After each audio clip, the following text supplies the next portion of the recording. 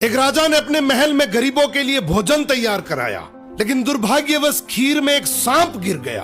किसी को भी इसका पता नहीं चला और वो खीर गरीबों में परोस दी गई और इसे खाने से सभी गरीबों की मृत्यु हो गई। ये देखकर राजा के होश उड़ गए। उसे लगा कि उस पर गरीबों की हत्या का पाप लग गया। पश्चाताप में वो अपना महल और राज्य छोड़कर जंगलों की ओर निकल पड़ा। उसने सोचा कि शायद तपस्या से उसे इस पाप से मुक्ति मिल सके। चलते चलते वो एक गांव में पहुंचा। गांव के चौपाल में बैठकर उसने पूछा कि क्या इस गांव में कोई ऐसा परिवार है जो सादा जीवन और भक्ति में विश्वास रखता हो।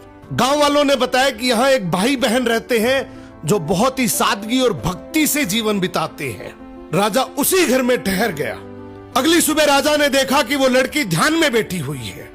आमतौर पर वो जल्दी उठकर घर का काम और नाश्ता बना लेती थी, लेकिन उस दिन वो काफी देर तक ध्यान में लीन रही। जब वो ध्यान से उठी तो उसके भाई ने कहा, बहन आज तुम देर से उठी हो, घर पर एक मुसाफिर ठहरा है, नाश्ता कराकर उसे जल्दी भेजना था। लड़की ने शांति से कहा, भैया ऊपर धर्मराज के दरबार में एक बहुत उलझा हुआ मामला चल रहा था, उसी पर ध्यान लगा था, इसलिए देर हो गई। भाई ने पूछा, कैसा मामला? लड़की बोली, एक राजा ने गरीबों के लिए भोजन बनवाया था, लेकिन दुर्भाग्यवश खीर में सांप गिर गया और वही खीर खाने से सभी गरीबों की मृत्यु हो गई। अब धर्मराज ये तय नहीं कर पा रहे हैं कि इस पाप का दोष राजा को लगे या उस सांप को या फिर उस नौकर को जिसने बिना जांचे खीर परोस दी थी। राजा ने प्रार्थना की, क्या मैं एक रात और यहाँ रुक सकता हूँ? भाई बहन ने अनुमति दे दी। उधर गांव की चौपाल में दिन भर लोग बातें करते रहे कि पता है फला राज्य के राजा ने अपने राज्य के गरीबों को हटाने के लिए उन्हें जहरीला भोजन खिलाकर मरवा दिया। बिना सच जाने लोग निंदा करते रहे।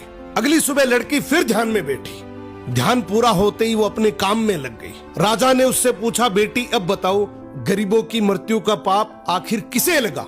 लड़की ने शांत स्वर में कहा, वो पाप उन लोगों को लगा जो चौपाल पर बैठकर बिना सच जाने निंदा कर रहे थे। राजा की आंखें भर आई ये जानकर कि वो इसका दोषी नहीं है।